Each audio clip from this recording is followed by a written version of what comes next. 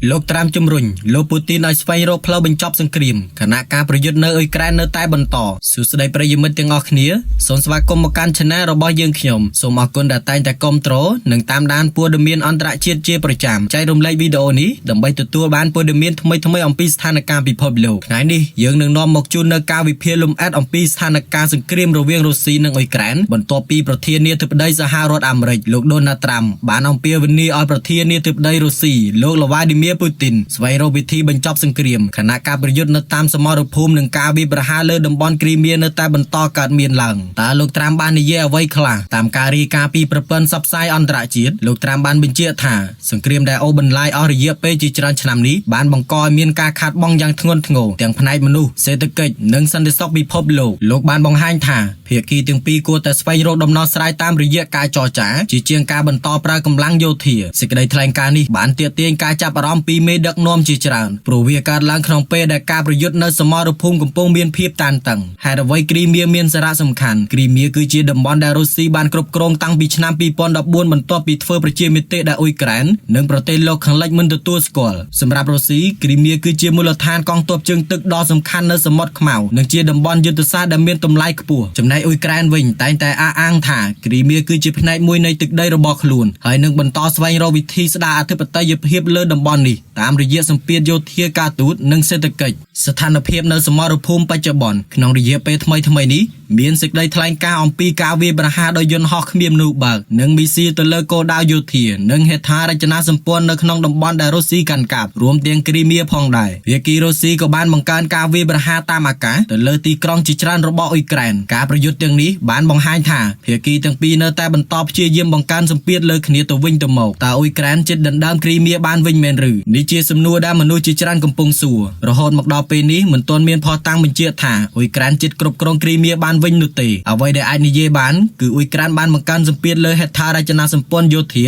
ខ្សែផ្គត់ផ្គង់និងមូលដ្ឋានសំខាន់ៗនៅក្នុងតំបន់ជុំវិញគ្រីមៀអ្នកវិភាគយោធាជាច្រើនយល់ថាការដណ្ដើមគ្រីមៀវិញតាមរយៈប្រតិបត្តិការយោធានឹងជាបេសកកម្មដ៏លំបាកខ្លាំងព្រោះរុស្ស៊ីបានពង្រឹងប្រព័ន្ធការពាររបស់ខ្លួនយ៉ាងច្រើនតើរុស្ស៊ីនឹងឆ្លើយតបយ៉ាងដូចម្តេចក្រុមអ្នកវិភាគមួយចំនួនជឿថាប្រសិនបើសម្ពាធលើគ្រីមៀកាន់តែខ្លាំងរុស្ស៊ីអាចនឹងបង្កើនការវាយប្រហារទៅលើមូលដ្ឋានហេដ្ឋារចនាសម្ព័ន្ធនិងទីក្រុងសំខាន់ៗរបស់អ៊ុយក្រែនខណៈអ្នកផ្សេងទៀតយល់ថាភាគីទាំងពីរអាចនឹងត្រូវបង្ខំចិត្តចូលតុចរចាប្រសិនបើការខាតបង់កើនឡើងនិងសម្ពាធអន្តរជាតិកាន់តែខ្លាំងតួនាទីរបស់សហរដ្ឋអាមេរិកនិងសម្ព័ន្ធមិត្តសហរដ្ឋអាមេរិកនិងប្រទេសសម្ព័ន្ធមិត្ត NATO នៅតែបន្តផ្ដល់ជំនួយដល់អ៊ុយក្រែនទាំងផ្នែកហិរញ្ញវត្ថុការបណ្ដុះបណ្ដាលនិងសម្ភារៈយោធាទន្ទឹមនឹងនេះប្រទេសលោកខាងលិចក៏បន្តអំពាវនាវឲ្យមានការបញ្ចប់សង្គ្រាមតាមរយៈការទូតប៉ុន្តែរហូតមកដល់ពេលនេះភាគីទាំងពីរនៅតែមានគម្លាតធំក្នុងលក្ខខណ្ឌនៃការចរចាតើអនាគតសង្គ្រាមនឹងទៅជាយ៉ាងណាគ្មាននរណាម្នាក់អាចទូទាយបានច្បាស់ថាសង្គ្រាមនេះនឹងបញ្ចប់នៅពេលណានោះទេប៉ុន្តែមានលទ្ធភាពសំខាន់ៗមួយចំនួនការប្រយុទ្ធបន្តអូសបន្លាយការបង្កើនសម្ពាធដើម្បីបង្ខំឲ្យមានការចរចាការចូលរួមកាន់តែច្រើនអំពីមហាអំណាចក្នុងកិច្ចខិតខំស្វែងរកសន្តិភាពអ្វីដែលច្បាស់គឺសង្គ្រាមនេះនៅតែបន្តប៉ះពាល់ដល់សេដ្ឋកិច្ចពិភពលោកតម្លៃថាមពលសន្តិសុខស្បៀងអាហារនិងជីវភាពរស់នៅរបស់មនុស្សរាប់លាននាក់បើយោងតាមសេចក្តីសន្និដ្ឋានរបស់ GNUKA យើងខ្ញុំសាររបស់លោក Donald Trump ដែលជំរុញឲ្យលោក Vladimir Putin ស្វែងរកផ្លូវបញ្ចប់សង្គ្រាមបានបង្កឲ្យមានការចាប់អារម្មណ៍យ៉ាងខ្លាំងទោះជាយ៉ាងណាស្ថានភាពនៅលើសមរភូមិនៅតែស្មុគស្មាញហើយមិនទាន់មានសញ្ញាច្បាស់លាស់ថាភាគីណាមួយអាចសម្រេចបានជ័យជំនះដាច់ខាតក្នុងពេលឆាប់ៗនេះឡើយគ្រីមៀនៅតែជាចំណុចយុទ្ធសាស្ត្រដ៏សំខាន់ដែលភាគីទាំងពីរមិនបោះបង់ហើយការវិវត្តនាពេលខាងមុខអាចមានឥទ្ធិពលយ៉ាងខ្លាំងទៅលើទិសដៅសង្គ្រាមទាំងមូលនេះជាព័ត៌មាននិងការវិភាគសម្រាប់ថ្ងៃនេះសូមអរគុណដែលបានតាមដានប្រសិនបើពុកម៉ែបងប្អូនយល់ថាវីដេអូនេះមានប្រយោជន៍សូមចុច Like Subscribe និងចែករំលែកទៅកាន់អ្នកផ្សេងទៀតជួបគ្នាក្នុងវីដេអូបន្ទាប់សូមអរគុណអាញាធររុស្ស៊ីនៅគ្រីមៀប្រកាសអាសន្ននៅទូទាំងតំបន់ខណៈសង្គ្រាមរវាងរុស្ស៊ីនិងអ៊ុយក្រែនកាន់តែតានតឹងនៅពេលថ្មីនេះអាញាធរដែលរុស្ស៊ីតែងតាំងនៅតំបន់គ្រីមៀបានប្រកាសដាក់ស្ថានភាពអាសន្ននៅទូទាំងតំបន់បន្ទាប់ពីមានការវាយប្រហារជាបន្តបន្ទាប់ដោយយន្តហោះគ្មានមនុស្សបើកឬដ្រូននិងមីស៊ីលដែលបានបង្កឲ្យមានការខូចខាតលើហេដ្ឋារចនាសម្ព័ន្ធសំខាន់ៗរួមមានប្រព័ន្ធផ្គត់ផ្គង់អគ្គិសនីលាងប្រេងនិងបណ្ដាញដឹកជញ្ជូនការប្រកាសស្ថានភាពអាសន្ននេះមានគោលបំណងផ្ដល់អំណាចបន្ថែមដល់អាជ្ញាធរមូលដ្ឋានក្នុងការចាត់ จัดแจงทนเทียนบรรจุนกรมสังครัวสดาเสวาสาธารณะนังดอสไลพอปาปอได้บังกอลังโดยการวิประหารตัวจีอย่างหนาอาญาโทบานบัญเชียถาเนเปประกาศดำโบมันต้นเมียนการดับบำรามโกยจ่อหรือการรัดบันตังการถ้วยดำนาระบบไปเชียโปรถตูเตอร์ในลอยตีโยงตามการรีกาปีประเปินซับไซอันตรายจีการวิประหารเนี่ยเปทไม่ทำไมนี่บานถ้วยดำบอลมวยจำนวนประชมมกนังการดัชรนากิสนีการคว้าขาดเรยันทเนียเชียบันดอสอดนังการรุมคานดอสวากรรมสาธารณะกรมจุจวลนังองกเพียบสังครัวตระบานดับปงรีต่อการดำบอลโรพ่อปาปอดำใบสดาสถานเพียบไอเวลตระลับมาปรากฏได้วิ่งแฮร์ไว้บานจีกรีเมียเมียนสระสำคัญกรีเมียคือจีโอปัตฟิบดัสทัดนเลสมอดขมาวนังเมียนสระสำคัญคลังตั้งพนายโยเทียนังเศรษฐกิจรวมจีมวยนังภูมิศาสตร์นโยบายในชนามปีปอนดับบุญโรซีบานดับบรรโจกรีเมียจีพนายมวยในตึกได้ระบอกขลุ่นบนตัวปีเทอร์ประชิมเมเตได้โรซีจัดตกท้ายสอบฉบับบนใต้อุยกรานนังประเทศเพียจรานันเลปีพบโลกมันตัวสกอการบรรโจตึกได้นุตีให้เนแต่จัดตกกรีเมียจีพนายมวยในอัฐปไตยเพียบระบอกอุยกรานจับตั้งปีสังเกตตรงตรีทอมบานประตูล่างในชนามปีปอนมาเพย์ปีหมอกกรีเมียบานคลายจีมูลฐานโยเทียดอสำคัญระบอกโรซีสำหรับดักจินจูนกองตัวอาวุธนังซัมเพเรียตัวการสมรภูมิเนียนในเพียขังตะบงในอุยแกรนมูลค่าในการล่างในการวิประหารขนมเรียเปบนมันไข่จงกรอยนี่อุยแกรนบ้านบังการการวิประหารโดยประตรูนังมีซีรีส์จำง่ายง่ายแต่เลิกโกดาวเด็กขลุ่นอ้างทาเชียมูลฐานโยเทียเลี้ยงอาวุธเรียนยนต์หอกนังเหตุทารจนาสมปนเด็กกรมตรดาวประตบัดการโยเทียระบอโรซีเพียกีอุยแกรนอ้างทาโกบอมน้องในการวิประหารติงนี่คือดำใบกัดบรรทอยสมรรถเพียบระบอโรซีขนมกาบกดกงนังกรมตรกองตัวในขนมดำบอลจูมุกจำนายเพียกีโรซีวิ่งบ้านจอดประกันทาการวิประหารติงนี่มันเติมแต่ป้าปอดเหตุทารจนาสมปนโยเทียปนอตีปุ่นแต่แถมเตียงมังกรพอป้าปอดสิวาสาธารณะนังจีวิเพียบรวนในระบอบประเชียโปรถพองได้หอป้าปอจำพวกประเชียโปรถในขนมดำบอลคลาบ้านประชมมุกนังการดัดเพลิงการคว้าตึกปราปรานังการรำคาญดอกการดักจินจูนอาญาโทบ้านอำเปียวันนี้เอาประเชียจนเดือดซาเพียบสงบสงัดนังอนุวัตตามการแนะนำระบอบองกเพียบสังครัวนังซ่อนเดือดสอบจนเติมนังนี่สลาเรียนนังสถาบันมวยจำนวนกับบ้านการสำรวจการวิเพียการเงียหรือประโดเตอการบำเพ็ญการเงียปีจำไงเนื้อดำบอลได้รงพอปาโปขลังพอปาโปเลือสังเตรียมตังมูลเนื้อวิเพียโยเทียจิจรันโยเคยถ่ายการล่างในการเวประหารเลือกรีเมียบองหายทาสังเตรียมกำปงเชียนโจดำหนักก้าวทำไมดาเพียกีตั้งปีกำปงเชียเยี่ยมเวประหารเลือให้ทารจนาสมปนสำคัญดำใบบรรทอยสมรรถเพียบระบกู้ประเจตัวจียังนาโดยสถานการณ์กำปงพลาดโดยยังชับรหัสหนึ่งปดเมียนจิจรันโมปีเพียกีดเมียนจำลวงการอ้างอัมปีการคอยขาดจำนวนในโรงกลัวหรือเพียบโจกใจในการเวประหารเหมือนแต่ไอเตรียมตัวโดยไอกระเรียบานพลิมนุตีรัฐการปีสหกรมอันตรจิตรอเตโลคังไลจิจรันบรรทอกรมตรวจทัพเตยเพียบระบอุยแกรนคณะโรซีบรรทอจัดตกกรีเมียจิพนายมวยในตึกได้ระบขลุ่นองการอันตรจิตจิจรันบานอเปียวันนี้เพียกีตั้งปี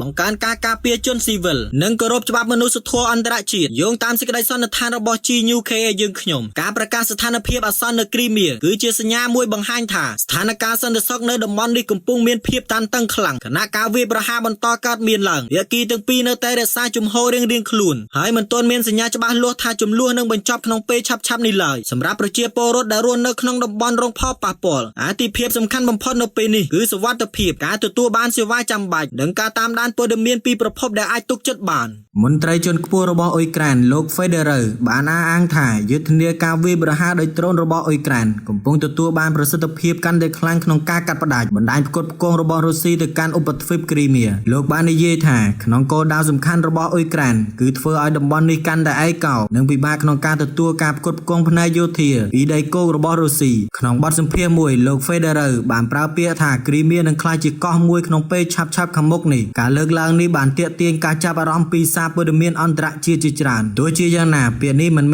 มียนในถักกรีเมียนังประดับคล้วนจังปีโรซีหรือคลายจิกก้อปิดประกอบโนตีตัวเดวินวิจิการเปรียบเทียบอัมพีสถานเพียบได้อุยแกรนกำปงเชียเยี่ยมบังการคือการกัดประดับแสบกดกองเพลิดดักจินจูนนักบรรดาโลจิสติกระบอโรซีเดกันดมบอลนี่กรีเมียคือเจียดมบอลดามีนสระสำคัญคลังแต่งพนายโยเทียนังพุ่มศาสตร์ดมบอลนิสทัดในเลสมดขมาวในเจตีตั้งระบอมูลฐานกองตัวจึงตึกดอสำคัญบำพอระบอโรซีจับตั้งปีชนามปีปอนดับบุญหมกโรซีบานกรบกรองกรีเมียบรรทอปีการเฟอร์ประเจียเมเตได้อุยแกรนนังประเทศโลกขังเล็กจิจรันมันตัวสกอลจับตั้งปีเปนูหมกกรีเมียบานคลายเจียจำนวนยุทธศาสตร์ดอสำคัญสำหรับประบัติการโยเทียระบอโรซีในขนมดมบอลขนมระยะเปปนมานคายจงกรอยนี่อุยแกรนบานบังการการปราบโตรนระยะจำง่ายง่ายดำใบวิประหารเลิกโกดาวสำคัญจิจรันโกดาวเตียงนูรวมเมียนเคลียงสต็อกเปรนไม่ใช่มันโดนบัญชีกาสถานีราดาพลาวไดนังเหตุทารจนาสปอนได้ปราสำหรับดักจินจูนสัมภาระโยเทียเนวิเพียจิจรันโยลไท ថាយុទ្ធសាស្ត្រនេះមានគោលបំណងធ្វើឲ្យការផ្គត់ផ្គង់របស់រុស្ស៊ីកាន់តែយឺតយ៉ាវនិងមានការលំបាកក្នុងចំណោមគោលដៅដែលត្រូវបានគេនិយាយដោយញឹកញាប់បំផុតគឺស្ពាន Kerch ដែលតភ្ជាប់រវាងប្រទេសរុស្ស៊ីនិងគ្រីមៀស្ពាននេះមានសារៈសំខាន់ខ្លាំងសម្រាប់ការដឹកជញ្ជូននិងមនុស្សទំនិញនិងសម្ភារៈយោធាកន្លងមកស្ពាននេះធ្លាប់រងការវាយប្រហារជាច្រើនលើកដែលបណ្ដាលឲ្យមានការរំខានដល់ការធ្វើដំណើរនិងការផ្គត់ផ្គង់យោងតាមមន្ត្រីអ៊ុយក្រែនការវាយប្រហារដោយដ្រូនមានតម្លៃទាបជាងការប្រើប្រាស់មីស៊ីលទំនើបប៉ុន្តែអាចបង្កការខូចខាតយ៉ាងមានប្រសិទ្ធភាពលើគោលដៅសំខាន់ៗដ្រូនជាច្រើនត្រូវបានរចនាឡើងឲ្យហោះហើរបានចម្ងាយឆ្ងាយនិងជៀសវាងប្រព័ន្ធការពារដែនអាកាសមួយចំនួនទោះជាយ៉ាងណាភាគីរុស្ស៊ីបានអះអាងថាកងកម្លាំងការពារដែនអាកាសរបស់ខ្លួននៅតែអាចស្ទាកចាប់និងបំផ្លាញដ្រូនអ៊ុយក្រែនជាច្រើនគ្រឿងបានជាប្រចាំមន្ត្រីរុស្ស៊ីក៏បានបញ្ជាក់ដែរថាខ្លួនកំពុងបន្តពង្រឹងសន្តិសុខនៅគ្រីមៀនិងការពារហេដ្ឋារចនាសម្ព័ន្ធសំខាន់ៗពីការវាយប្រហារបន្ថែមទៀតសង្គ្រាមរវាងរុស្ស៊ីនិងអ៊ុយក្រែនដែលបានបន្តអស់រយៈពេលជាច្រើនឆ្នាំកន្លងមកនេះបានធ្វើឲ្យបច្ចេកវិទ្យាដ្រូនក្លាយជាផ្នែកសំខាន់មួយនៃសមរភូមិទំនើបទាំងអ៊ុយក្រែននិងរុស្ស៊ីសុទ្ធតែបានវិនិយោគយ៉ាងច្រើនក្នុងការផលិតនិងអភិវឌ្ឍដ្រូនសម្រាប់ប្រតិបត្តិការយោធាអ្នកជំនាញយោធាជាច្រើនជឿថាការប្រកួតប្រជែងផ្នែកបច្ចេកវិទ្យាដ្រូននឹងបន្តដើរតួនាទីយ៉ាងសំខាន់ក្នុងការកំណត់ទិសដៅនៃចំនួននេះនាពេលអនាគតស្របពេលដែលការប្រយុទ្ធនៅតែបន្តគ្រីមៀនៅតែជាតំបន់ដែលមានសារៈសំខាន់ខ្លាំងសម្រាប់ភាគីទាំងពីរអ៊ុយក្រែនបានបន្តអះអាងថាតំបន់នេះជាផ្នែកមួយនៃទឹកដីរបស់ខ្លួនខណៈដែលរុស្ស៊ីចាត់ទុកគ្រីមៀជាផ្នែកមួយនៃសហ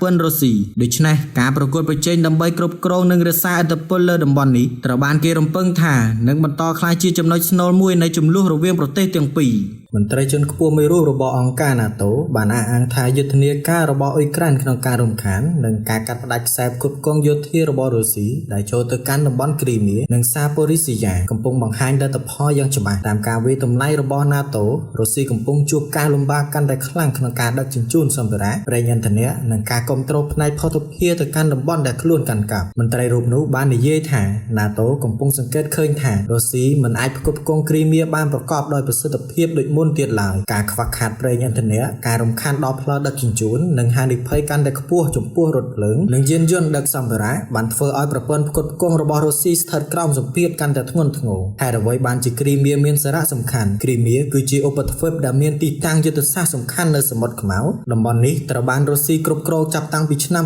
2014បន្ទាប់ពីព្រឹត្តិការណ៍ដែលរុស្ស៊ីហៅថាការធ្វើប្រជាមាតុខណៈអ៊ុយក្រែននិងប្រទេសភាគច្រើននៅលើពិភពលោកចាត់ទុកថាជាការបញ្ចូលទឹកដីដោយខុសច្បាប់ចាប់តាំងពីសង្គ្រាមពេញទំហឹងរវាងរុស្ស៊ីនិងអ៊ុយក្រែនផ្ទុះឡើងនៅក្នុងឆ្នាំ2022មកគ្រីមៀបានក្លាយជាមូលដ្ឋានយោធាដ៏សំខាន់សម្រាប់រុស្ស៊ីពីទីនោះរុស្ស៊ីអាចដឹកជញ្ជូនកងទ័ពអាវុធគ្រាប់រំសេវនិងសម្ភារៈផ្សេងៗទៅកាន់សមរភូមិនៅភាគខាងត្បូងនៃអ៊ុយក្រែនដោយសារតែសារៈសំខាន់នេះអ៊ុយក្រែនបានកំណត់គោលដៅចម្បងមួយគឺការរំខានប្រព័ន្ធផ្គត់ផ្គង់ដែលភ្ជាប់គ្រីមៀទៅកាន់កងទ័ពរុស្ស៊ីនៅក្នុងសមរភូមិយុទ្ធសាស្ត្រថ្មីរបស់អ៊ុយក្រែនក្នុងរយៈពេលប្រមាណខែចុងក្រោយនេះអ៊ុយក្រែនបានប្រើប្រាស់ដ្រូនកាំជ្រួចនិងប្រព័ន្ធវាយប្រហារពីចម្ងាយដើម្បីកំណត់គោលដៅលើហេដ្ឋារចនាសម្ព័ន្ធសំខាន់ៗគោលដៅទាំងនោះរួមមានឃ្លាំងស្តុកប្រេងស្ថានីយ៍ប្រេងឥន្ធនៈយោធាផ្លូវដែកស្ពានកំពង់ផែនិងមជ្ឈមណ្ឌលភស្តុភារនាវិភាគយោធាជាច្រើនបានលើកឡើងថាអ៊ុយក្រែនកំពុងអនុវត្តយុទ្ធសាស្ត្រដែលមិនផ្ដោតតែទៅលើការបំផ្លាញកងទ័ពនៅសមរភូមិប៉ុណ្ណោះទេប៉ុន្តែផ្ដោតលើការបំផ្លាញសមត្ថភាពរបស់សត្រូវក្នុងការផ្គត់ផ្គង់កងទ័ពរបស់ខ្លួនប្រសិនបើកងទ័ពមិនមានប្រេងមិនមានគ្រាប់រំសេវ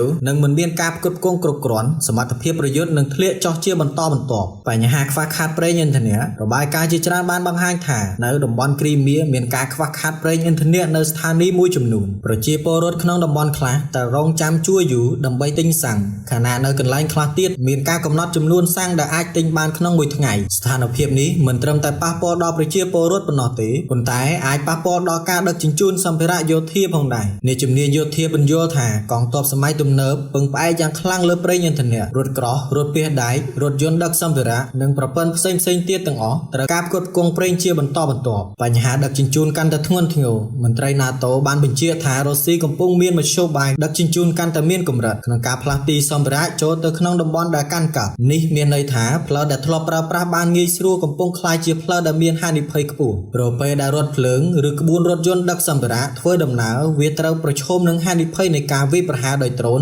ឬអាវុធចម្ ងាយឆ្ងាយបញ្ហានេះត្រូវបានបង្កើនការចំណាយពន្យាពេលដឹកជញ្ជូននិងបង្កការលំបាកដល់ការផ្គត់ផ្គង់ជាប្រចាំថ្ងៃផលប៉ះពាល់ដល់កងទ័ពរុស្ស៊ីអ្នកវិភាគជាច្រើនជឿថាប្រសិនបើសម្ពាធលើខ្សែផ្គត់ផ្គង់បន្តកើនឡើងកងទ័ពរុស្ស៊ីនៅភាគខាងត្បូងអាចប្រឈមនឹងបញ្ហាជាច្រើនបញ្ហាទាំងនោះអាចរួមមានការកង្វះប្រេងឥន្ធនៈការខ្វះគ្រាប់រំសេវការជួសជុលឧបករណ៍យឺតយ៉ាវការផ្លាស់ប្ដូរកងទ័ពមានការលំបាកការថយចុះនៃប្រសិទ្ធភាពប្រយុទ្ធទោះបីជាយ៉ាងណាអ្នកជំនាញមួយចំនួនក៏បានព្រមានថារុស្ស៊ីនៅតែមានធនធាននិងសមត្ថភាពយោធាហើយមិនគួរសន្និដ្ឋានលឿនពេកថាស្ថានភាពនេះនឹងធ្វើឲ្យប្រព័ន្ធការពាររបស់រុស្ស៊ីដួលរលំភ្លាមៗនោះទេបញ្ហាខ្វះប្រេងនិងការរំខានដល់ជីវភាពប្រចាំថ្ងៃបានបង្កឲ្យមានការមិនពេញចិត្តនៅក្នុងចំណោមប្រជាពលរដ្ឋមួយចំនួនទោះជាយ៉ាងណាមិនទាន់មានភស្តុតាងច្បាស់លាស់ដែលបង្ហាញថាប្រជាជនទាំងមូលនៅគ្រីមៀបានចេញការអំពាវនាវឲ្យលោកវ្លាឌីមៀពូទីនបញ្ចប់សង្គ្រាមនោះទេអ្វីដែលអាចបញ្ជាក់បានគឺការលំបាកផ្នែកសេដ្ឋកិច្ចនិងជីវភាពរស់នៅជារឿងដែលអាចប៉ះពាល់ដល់អារម្មណ៍និងទស្សនៈរបស់ប្រជាពលរដ្ឋក្នុងតំបន់បើយោងតាមសេចក្តីសន្និដ្ឋានរបស់ GNUKH យើងខ្ញុំការវាយតម្លៃរបស់ NATO បង្ហាញថាអ៊ុយក្រែនកំពុងទទួលបានលទ្ធផលមួយចំនួនពីយុទ្ធនាការវាយប្រហារលើប្រព័ន្ធភស្តុភាររបស់រុស្ស៊ីការខ្វះប្រេងឥន្ធនៈការរំខានដល់ការដឹកជញ្ជូននិងការកើនឡើងនៃហានិភ័យលើខ្សែផ្គត់ផ្គង់កំពុងបង្កសម្ពាធកាន់តែខ្លាំងលើរុស្ស៊ីនៅគ្រីមៀនិងតំបន់ភាគខាងត្បូងទោះបីជាយ៉ាងណាស្ថានភាពនៅសមរភូមិនៅតែមានភាពស្មុគស្មាញនិងផ្លាស់ប្ដូរយ៉ាងឆាប់រហ័សទាំងរុស្ស៊ីនិងអ៊ុយក្រែននៅតែបន្តស្វែងរកវិធីថ្មីៗដើម្បីពង្រឹងទីតាំងរបស់ខ្លួនខណៈសង្គ្រាមដែលអូសបន្លាយអស់រយៈពេលជាច្រើនឆ្នាំនេះនៅតែមិនទាន់បង្ហាញសញ្ញាច្បាស់លាស់នៃការបញ្ចប់សង្គ្រាមនៅឡើយ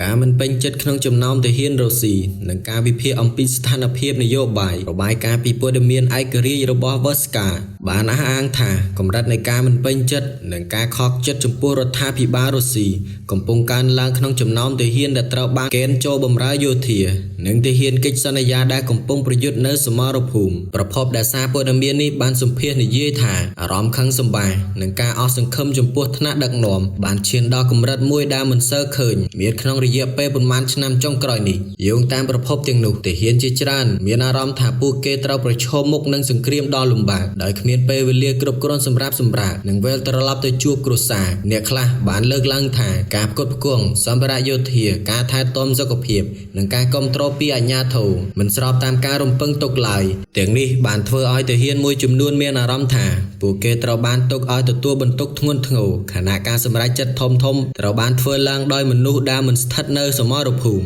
ប្រភពមួយចំនួនបានប្រៀបធៀបបរិយាកាសនាពេលបច្ចុប្បន្នទៅនឹងស្ថានភាពរបស់សហភាពសូវៀតនៅមុនពេលដួលរលំពួកគេបានអះអាងថានៅពេលប្រជាជននិងកងទ័ពចាប់ផ្ដើមបាត់បង់ទំនុកចិត្តលើរដ្ឋាភិបាលនោះប្រទេសអាចប្រឈមនឹងវិបត្តិនយោបាយធ្ងន់ធ្ងរទោះជាយ៉ាងណាការប្រៀបធៀបនេះគឺជាការយល់ឃើញរបស់បុគ្គលដែលត្រូវបានសម្ភាសន៍មិនមែនជាការបញ្ជាក់ថាប្រទេសរុស្ស៊ីនឹងមានអនាគតដោយសហភាពសូវៀតឡើយអ្នកវិភាគជាច្រើនក៏បានលើកឡើងថាសង្គ្រាមដែលអូសបន្លាយត្រូវបានដាក់សម្ពាធយ៉ាងខ្លាំងនៅលើសេដ្ឋកិច្ចសង្គមនិងប្រព័ន្ធយោធារបស់រុស្ស៊ីការចំណាយលើវិស័យការពារជាតិបានកើនឡើងខណៈការដាក់ទណ្ឌកម្មពីបណ្ដាប្រទេសលោកខាងលិចបានប៉ះពាល់ដល់វិស័យហិរញ្ញវត្ថុបច្ចេកវិទ្យានិងការវិនិយោគទោះបីជារដ្ឋាភិបាលរុស្ស៊ីនៅតែបន្តអះអាងថាសេដ្ឋកិច្ចមានស្ថិរភាពនិងកងទ័ពនៅតែអាចបំពេញភារកិច្ចបានក៏ដោយការមានការព្រួយបារម្ភពីអ្នកសង្កេតការណ៍មួយចំនួនថាសម្ពាធទាំងនេះអាចបង្កផលប៉ះពាល់ក្នុងរយៈពេលវែងម្យ៉ាងវិញទៀតរដ្ឋាភិបាលរុស្ស៊ី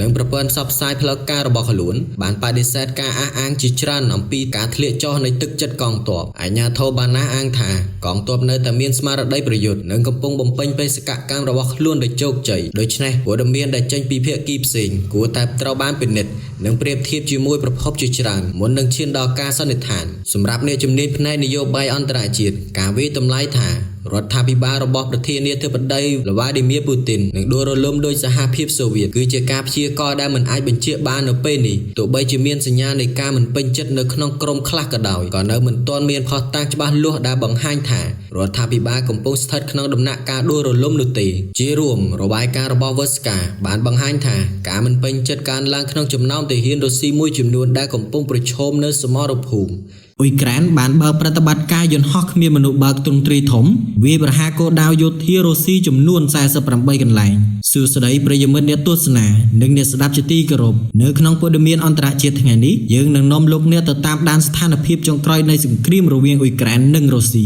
ដែលនៅតែបន្តមានការវាយប្រហារគ្នាយ៉ាងខ្លាំងយោងតាមការអះអាងរបស់កងកម្លាំងប្រព័ន្ធគ្មានមនុស្សបើករបស់អ៊ុយក្រែនប្រទេសអ៊ុយក្រែនបានបើកប្រតិបត្តិការដ៏ធំមួយពេញមួយយប់ដោយប្រើយន្តហោះគ្មានមនុស្សបើកឬដ្រូនវាយប្រហារលើគោលដៅយោធានិងហេដ្ឋារចនាសម្ព័ន្ធចំនួន48កន្លែងដែលស្ថិតនៅក្នុងតំបន់ក្រោយខ្សែត្រៀមរបស់រុស្ស៊ីនិងតំបន់ដែលរុស្ស៊ីកំពុងគ្រប់គ្រងយោងតាមមេបញ្ជាការកងកម្លាំង Unmanned System Force លោក Robert Prouty ដែលត្រូវគេស្គាល់ផងដែរថា Media ប្រតិបត្តិការនេះបានប្រើប្រាស់ដ្រូនជាច្រើនអង្គភាពធ្វើការសម្របសម្រួលគ្នាដើម្បីវាយប្រហារគោលដៅសំខាន់ៗជាច្រើនក្នុងពេលតែមួយគោលដៅទាំងនោះរួមមានមូលដ្ឋានយោធាឃ្លាំងសម្ភារៈប្រព័ន្ធការពារនិងដែនអាកាសមជ្ឈមណ្ឌលបញ្ជាការនិងហេដ្ឋារចនាសម្ព័ន្ធធម្មពលតំបន់ដែលទទួលរងការវាយប្រហារខ្លាំងជាងគេគឺឧបទ្វីបគ្រីមៀដែលអ៊ុយក្រែនចាត់ទុកថាជាផ្នែកមួយនៃទឹកដីរបស់ខ្លួនប៉ុន្តែរុស្ស៊ីបានគ្រប់គ្រងចាប់តាំងពីឆ្នាំ2014គ្រីមៀមានសារៈសំខាន់ខ្លាំងសម្រាប់រុស្ស៊ីព្រោះជាទីតាំងនៃមូលដ្ឋានកងទ័ពជើងទឹកស្ថានីយការពារដែនអាកាសនិងមូលដ្ឋានកងទ័ពអាកាសជាច្រើន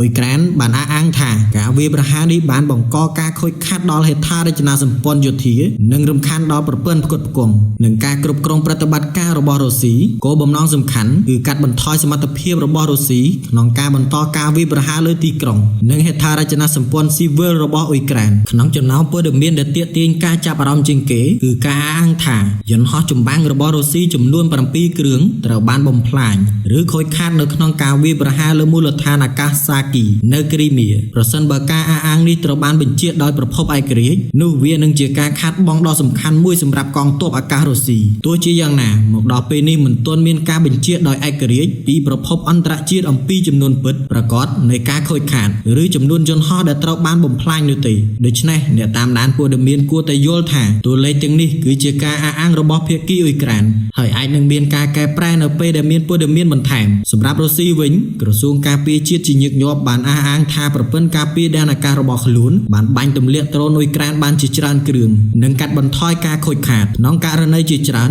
ភាគីទាំងពីរបានផ្ដល់ព័ត៌មានខុសៗគ្នាដូច្នេះការផ្ទៀងផ្ទាត់ពីប្រភពឯករាជ្យមានសារៈសំខាន់ខ្លាំងណាស់អ្នកវិភាគយោធាជាច្រើនបានកត់សម្គាល់ថាសង្គ្រាមដ្រូនកំពុងក្លាយជាកត្តាសំខាន់បំផុតមួយនៅក្នុងសង្គ្រាមរវាងអ៊ុយក្រែននិងរុស្ស៊ីបើប្រៀបធៀបទៅនឹងអាវុធធុនធ្ងន់ដ្រូនមានតម្លៃទាបជាងអាចផលិតបានច្រើននិងអាចវាយប្រហារគោលដៅដែលស្ថិតនៅចម្ងាយឆ្ងាយពីខ្សែត្រៀមប្រយុទ្ធប៉ុន្មានខែចុងក្រោយនេះភាគីទាំងពីរបានបង្កើនការប្រើប្រាស់ដ្រូនសម្រាប់ការស៊ើបការវាយប្រហារនិងការការពារការប្រកួតប្រជែងផ្នែកបច្ចេកវិទ្យាក៏កាន់តែខ្លាំងដោយមានការអភិវឌ្ឍប្រព័ន្ធសង្គ្រាមអេឡិចត្រូនិកដើម្បីរំខានឬទប់ស្កាត់ដ្រូនរបស់ភាគីម្ខាងសម្រាប់ស្ថានភាពទូទៅសង្គ្រាមនៅតែបន្តដោយមិនទាន់មានសញ្ញាបញ្ចប់នៅឡើយទាំងអ៊ុយក្រែននិងរុស្ស៊ីបន្តអភិវឌ្ឍយុទ្ធសាស្ត្រថ្មីៗដើម្បីរក្សាអត្ថប្រយោជន៍លើសមរភូមិប្រតិបត្តិការដោយដែលអ៊ុយក្រែនបានអះអាងនេះបង្ហាញថាសមត្ថភាពវាយប្រហារពីចម្ងាយកំពុងដើរតួនាទីកាន់តែសំខាន់ជាចុងក្រោយគួររំលឹកថាក្នុងស្ថានភាពសង្គ្រាមព័ត៌មានជាច្រើនត្រូវការផ្ទៀងផ្ទាត់ពីប្រភពជាច្រើនមុននឹងអាចសន្និដ្ឋានបានថាជាការពិតទាំងស្រុងដូច្នេះការតាមដានព័ត៌មានពីប្រភពដែលអាចទុកចិត្តបាននិងការប្រៀបធៀបព័ត៌មានពីភាគីផ្សេងៗគឺជាវិធីល្អបំផុតក្នុងការយល់ដឹងអំពីស្ថានភាពសូមអរគុណប្រិយមិត្តដែលបានតាមដានស្ដាប់ព័ត៌មាននេះប្រសិនបើមានការបញ្ជាក់ថ្មីៗឬការវិវត្តបន្ថែមពីភាគីពាក់ព័ន្ធយើងនឹងនាំយកមកជម្រាបជូននៅក្នុងព័ត៌មានលើកក្រោយ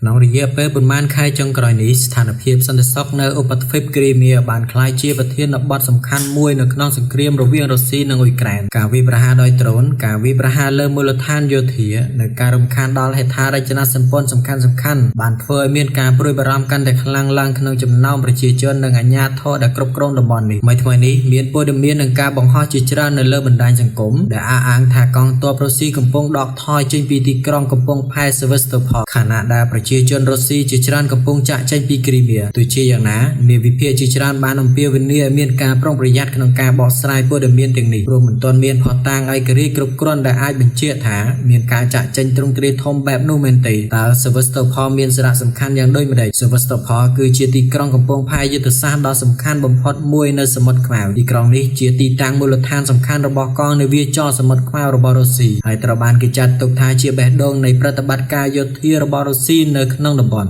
ចាប់តាំងពីសង្គ្រាមបានផ្ទុះឡើងកំពង់ផែ Sevastopol បានក្លាយជាគោលដៅនៃការវាយប្រហារជាច្រើនលើកអ៊ុយក្រែនបានអះអាងថាខ្លួនមានសមត្ថភាពវាយប្រហារចំគោលដៅនៅជម្រៅឆ្ងាយនិងបង្កការខូចខាតដល់សមត្ថភាពយោធារបស់រុស្ស៊ីនៅក្នុងគ្រីមៀអ្នកជំនាញផ្នែកយោធាមួយចំនួនជឿថាប្រសិនបើសម្ពាធលើ Sevastopol កើនឡើងបន្តទៀតរុស្ស៊ីអាចត្រូវបង្ខំឲ្យផ្លាស់ទីតាំងសម្ភារៈឬអង្គភាពយោធាមួយចំនួនទៅកាន់តំបន់ដែលមានសុវត្ថិភាពជាងមុនការវាយប្រហារដោយដ្រូនកាន់តែញឹកញាប់មួយក្នុងចំណោមការផ្លាស់ប្ដូរសំខាន់ៗនៅលើសមរភូមិគឺជាការកើនឡើងនៃការប្រើប្រាស់ដ្រូនអ៊ុយក្រែនបានប្រើប្រាស់ដ្រូនចម្ងាយឆ្ងាយដើម្បីវាយប្រហារគោលដៅដែលធ្លាប់ត្រូវបានចាត់ទុកថាមានសុវត្ថិភាពការវាយប្រហារទាំងនេះមិនត្រឹមតែផ្ដោតលើមូលដ្ឋានយោធាប៉ុណ្ណោះទេប៉ុន្តែថែមទាំងផ្ដោតលើឃ្លាំងផ្ទុកប្រេងផ្លូវដឹកជញ្ជូននិងហេដ្ឋារចនាសម្ព័ន្ធសំខាន់ៗផ្សេងទៀតផងដែរអ្នកវិភាគមើលឃើញថាគោលបំណងរបស់អ៊ុយក្រែនគឺមិនត្រឹមតែបំផ្លាញគោលដៅយោធាប៉ុណ្ណោះទេប៉ុន្តែថែមទាំងបង្កសម្ពាធផ្លូវចិត្តនិងធ្វើឲ្យការគ្រប់គ្រងគ្រីមៀកាន់តែពិបាកផងដែ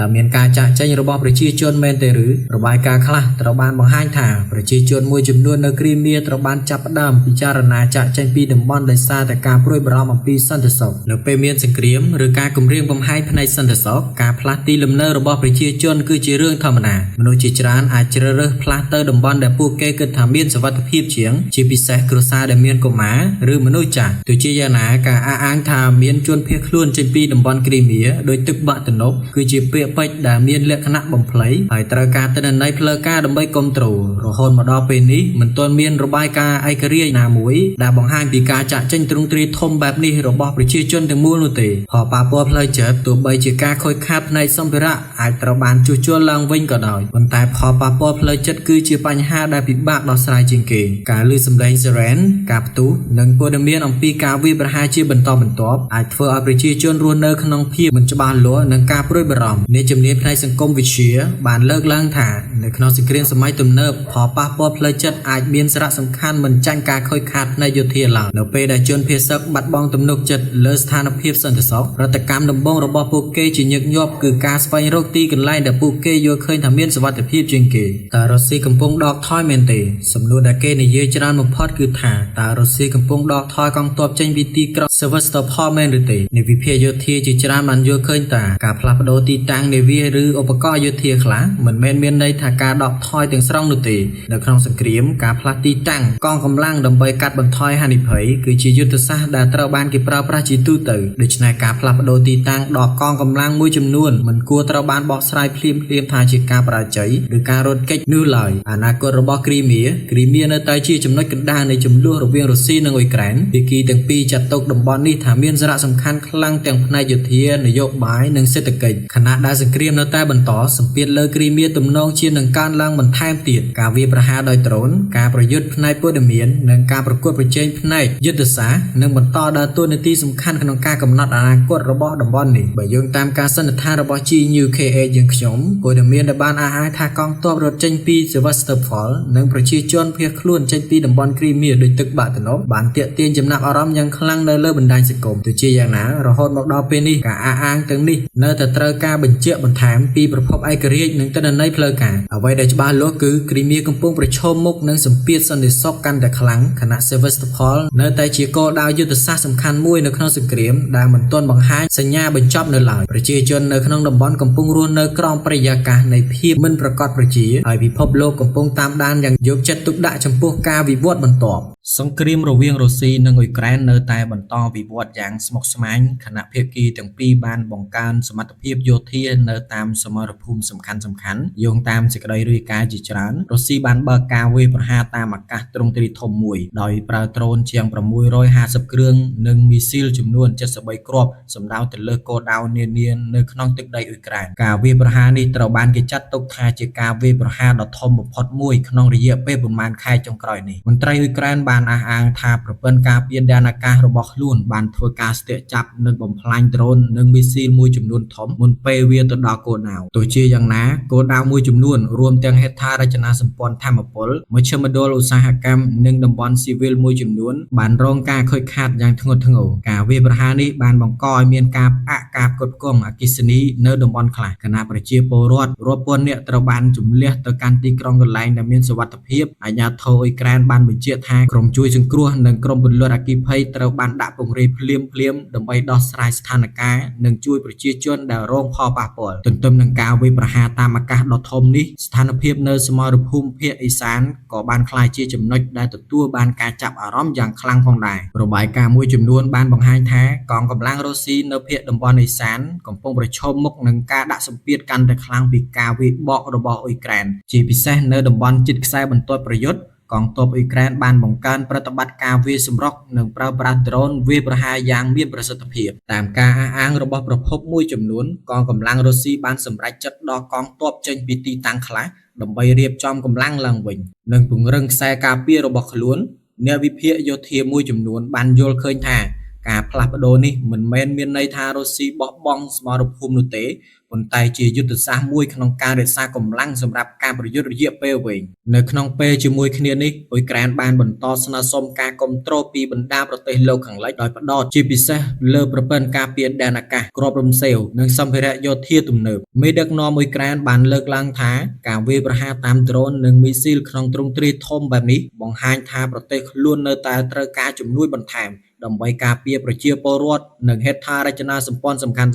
ចំណែកឯភាគីរុស្ស៊ីវិញបានអះអាងថាការវាយប្រហាររបស់ខ្លួនផ្ដោតលើគោលដៅយោធានិងហេដ្ឋារចនាសម្ព័ន្ធដែលពាក់ព័ន្ធនឹងការគាំទ្រដល់កងទ័ពអ៊ុយក្រែនមន្ត្រីរុស្ស៊ីក៏បានបញ្ជាក់ផងដែរថាប្រតិបត្តិការយោធារបស់ខ្លួននៅតែបន្តទៅតាមផែនការដែលបានកំណត់អ្នកជំនាញផ្នែកយោធាជាច្រើនបានកត់សម្គាល់ថាសង្គ្រាមសម័យទំនើបកំពុងផ្លាស់ប្ដូរទៅរកការប្រើប្រាស់ដ្រូនកាន់តែច្រើនទាំងរុស្ស៊ីនិងអ៊ុយក្រែនសុទ្ធតែបានប្រើប្រាស់ដ្រូនសម្រាប់ការស៊ើបការនិងកំណត់គោលដៅនិងការវាយប្រហារដោយផ្ទាល់ដ្រូនបានក្លាយជាអាវុធដ៏សំខាន់មួយដែលអាចផ្លាស់ប្ដូរទិសដៅនៃការប្រយុទ្ធទៅតាមសមរភូមិបើទោះបីជារុស្ស៊ីបានបង្ហាញសមត្ថភាពក្នុងការបើកការវាយប្រហារតាមអាកាសទ្រង់ទ្រាយធំក៏ដោយការរក្សាការគ្រប់គ្រងលើសមរភូមិគោកនៅតែជាបញ្ហាប្រឈមមួយសមរភូមិភាគឦសាននៅតែជាតំបន់ដែលមានការប្រយុទ្ធយ៉ាងស្វិតស្វាញហើយការផ្លាស់ប្ដូរទីតាំងកងទ័ពរបស់ភាគីណាមួយអាចជាឥទ្ធិពលយ៉ាងខ្លាំងដល់ស្ថានភាពទូទៅនៃសង្គ្រាមជារួមការវាយប្រហារដោយដ្រូនជាង650គ្រឿងនិងមីស៊ីល73គ្រាប់បង្ហាញពីសមត្ថភាពរបស់រុស្ស៊ីក្នុងការធ្វើប្រតិបត្តិការតាមអាកាសទ្រង់ទ្រាយធំទន្ទឹមនឹងនេះការរាយការណ៍អំពីការដកកងទ័ពចេញពីតំបន់ខ្លះនៅសមរភូមិភាគឦសានបានធ្វើឲ្យមានការចាប់អារម្មណ៍យ៉ាងខ្លាំងពីសំណាក់អ្នកវិភាគនិងសហគមន៍អន្តរជាតិសង្គ្រាមនៅអ៊ុយក្រែននៅតែបន្តហើយស្ថានភាពនៅលើសមរភូមិអាចផ្លាស់ប្ដូរបានគ្រប់ពេលវេលាអ៊ុយក្រែនកំពុងបង្កើនការវាយប្រហារលើហេដ្ឋារចនាសម្ព័ន្ធភ្ជាប់ទៅកាន់គ្រីមៀវាមិនគួរត្រូវបានបង្ហាញថាជាការបញ្ជាក់ថាអ៊ុយក្រែនបានចាប់ផ្ដើមប្រតិបត្តិការចាប់យកគ្រីមៀឡើងវិញនោះទេលុះត្រាតែមានប្រភពព័ត៌មានផ្លូវការបញ្ជាក់អ៊ុយក្រែនបង្កើនសម្ពាធលើគ្រីមៀការវាយប្រហារលើស្ពាននិងផ្លូវផ្គត់ផ្គង់រុស្ស៊ីបង្ហាញពីការប្រែប្រួលយុទ្ធសាស្ត្រសង្គ្រាមនៅក្នុងរយៈពេលប៉ុន្មានសប្តាហ៍ចុងក្រោយនេះស្ថានភាពសង្គ្រាមរវាងអ៊ុយក្រែននិងរុស្ស៊ីបានទាក់ទាញការចាប់អារម្មណ៍ជាថ្មីបន្ទាប់ពីមានសេចក្តីរាយការណ៍ជាច្រើនអំពីការវាយប្រហាររបស់អ៊ុយក្រែនទៅលើហេដ្ឋារចនាសម្ព័ន្ធយុទ្ធសាស្ត្រសំខាន់ៗ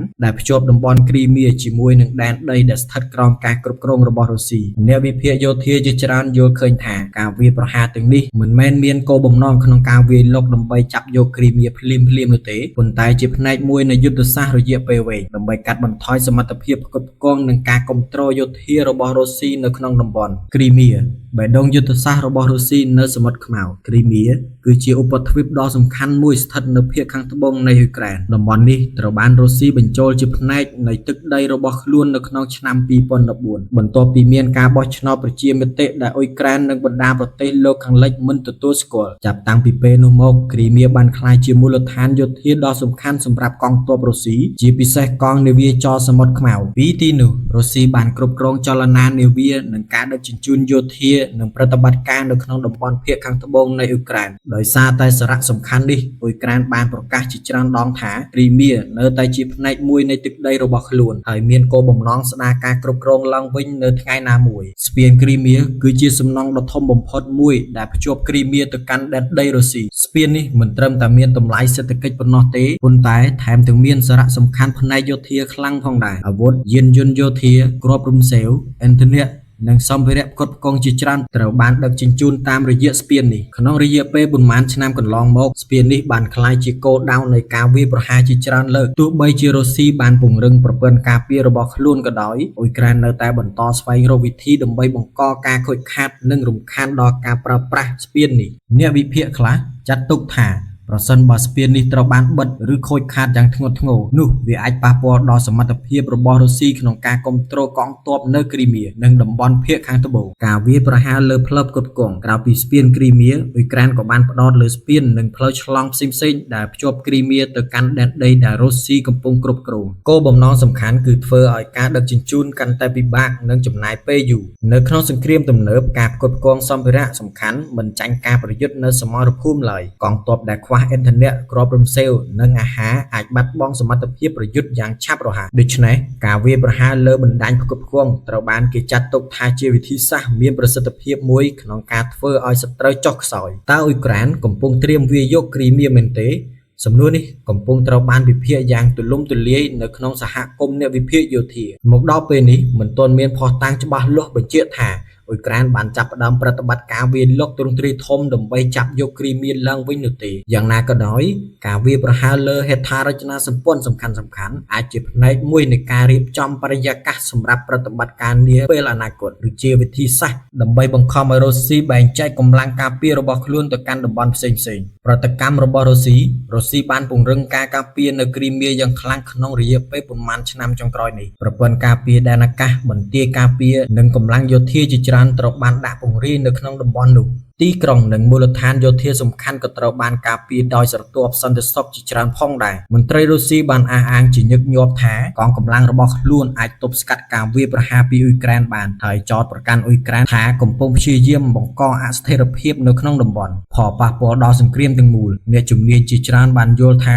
ការប្រយុទ្ធជុំវិញគ្រីមៀអាចក្លាយជាកត្តាសំខាន់មួយនៅក្នុងកំណត់ទិសដៅសង្គ្រាមនៅពេលខាងមុខប្រសិនបើអ៊ុយក្រែនអាចបន្តដាក់សម្ពាធលើបណ្ដាញផ្គត់ផ្គង់របស់រុស្ស៊ីបានជោគជ័យនោះវាអាចបង្កឲ្យមានបញ្ហាធ្ងន់ធ្ងរសម្រាប់កងកម្លាំងរុស្ស៊ីនៅភាគខាងត្បូងផ្ទុយទៅវិញប្រសិនបើរុស្ស៊ីអាចការពារហេដ្ឋារចនាសម្ព័ន្ធសំខាន់ៗទាំងនេះបាននោះគ្រីមៀនឹងនៅតែជាមូលដ្ឋានយោធាដ៏រឹងមាំសម្រាប់ប្រតិបត្តិការរបស់ខ្លួនបើយោងតាមសេចក្តីសន្និដ្ឋានគឺការវាយប្រហារថ្មីនេះលើស្ពាននិងផ្លូវផ្គត់ផ្គង់ដែលភ្ជាប់ទៅតំបន់គ្រីមៀបានបង្ហាញថាអ៊ុយក្រែនកំពុងបន្តអនុវត្តយុទ្ធសាស្ត្រដាក់សម្ពាធលើហេដ្ឋារចនាសម្ព័ន្ធយោធាសំខាន់ៗរបស់រុស្ស៊ីបើទោះបីជាយ៉ាងណាក៏ដោយមកដល់ពេលនេះមិនទាន់មានការបញ្ជាក់ថាមានប្រតិបត្តិការវាយលុកទ្រង់ទ្រាយធំដើម្បីចាប់យកគ្រីមៀឡើងវិញបានចាប់ផ្ដើមនោះទេអ្វីដែលច្បាស់គឺគ្រីមៀនៅតែជាចំណុចយុទ្ធសាស្ត្រដ៏សំខាន់បំផុតមួយនៅក្នុងសង្គ្រាមរវាងរុស្ស៊ីនិងអ៊ុយក្រែនហើយការប្រកួតប្រជែងដើម្បីគ្រប់គ្រងឥទ្ធិពលនៅក្នុងតំបន់នេះនឹងបន្តទាក់ទាញការចាប់អារម្មណ៍ពីពិភពលោកក្នុងពេលខាងមុខស្ថានភាពសន្តិសុខនៅតំបន់មជ្ឈមបូព៌ាកំពុងបន្តស្ថិតក្នុងភាពតានតឹងខ្ពស់ខណៈអ៊ីស្រាអែលបានបង្ហាញជំហរយ៉ាងរឹងមាំថាខ្លួននឹងមិនដកកងទ័ពចេញពីតំបន់សំខាន់ៗនៅភាគខាងត្បូងនៃប្រទេសលីបង់ឡើយ